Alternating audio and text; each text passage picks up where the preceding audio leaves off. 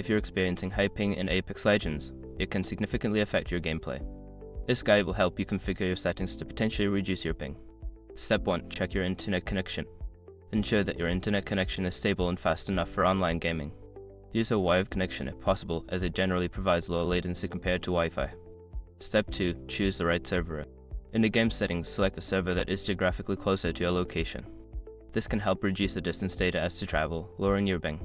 Step 3. Close background applications. Before launching Apex Legends, close any unnecessary applications running in the background that may be using bandwidth. This includes streaming services, downloads, and other online applications. Step 4. Adjust in-game settings. Lower your in-game graphics settings to reduce the load on your system. This can help improve performance and may indirectly help with ping issues by ensuring a smoother experience. Step 5. Use quality of service CoS settings.